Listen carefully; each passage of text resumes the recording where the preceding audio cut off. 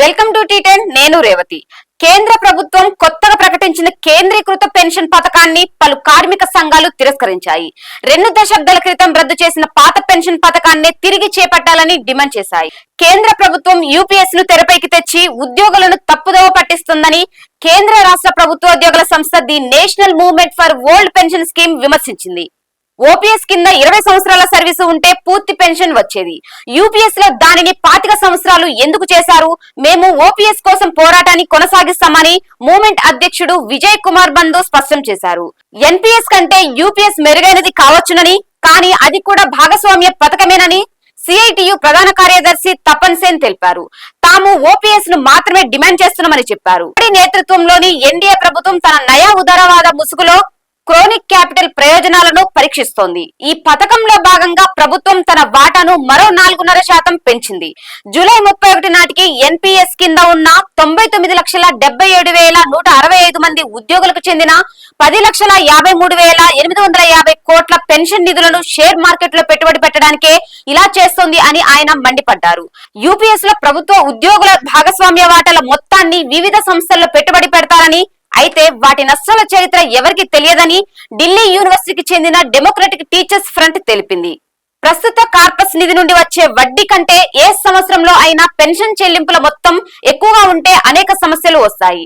అప్పుడు యూపీఎస్ ఎంచుకున్న in service ఉద్యోగుల తమ వంతుగా మరింత వాటాను అందించాల్సి ఉంటుంది, లేదా యూపీఎస్ కార్పస్ దెబ్బతింటుంది. అంటే ఈ రోజు పెన్షన్ చెల్లించడానికి రేపటి పెన్షన్ త్యాగం చేయాల్సి ఉంటుంది. లేకుంటే యూపీఎస్ కార్పస్ ను మరింత రిస్క్ తో కూడిన కంపెనీల్లో పెట్టుబడులకు మళ్లించాల్సి ఉంటుంది. ఫలితంగా మూలధనానికి నష్టం వాటిల్లుతుంది. అంటే యూపీఎస్ కార్పస్ తగ్గిపోతుంది.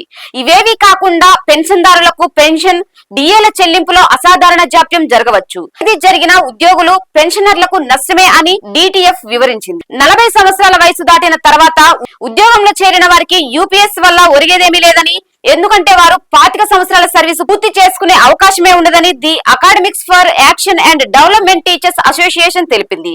ఉన్నత విద్యా సంస్థల్లో ప్రవేశం పొందే వయసు సాధారణంగా ఎక్కువగా ఉంటుందని, ఎస్సీ, ఎస్టీ, ఓబీసీ టీచర్లు ఉద్యోగుల విషయంలో వారి సర్వీసుల కాలం చాలా తక్కువగా ఉంటుందని చెప్పింది.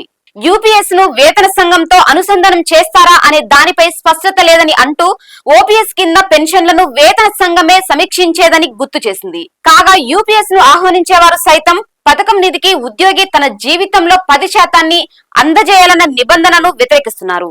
నూతన పథకం వివరాలపై స్పష్టత రావాల్సి ఉన్నదని కొన్ని కార్మిక సంఘాలు తెలిపాయి. పదవి విరమణ సమయంలో చెల్లించే మొత్తం, అదనపు పెన్షన్, ఆరోగ్య కార్డులు, భవిష్యత్తులో సవరణలు, పన్ను ప్రయోజనాలు వంటి అంశాలపై స్పష్టత కోసం ఎదురు చూస్తున్నామని వివరించాయి.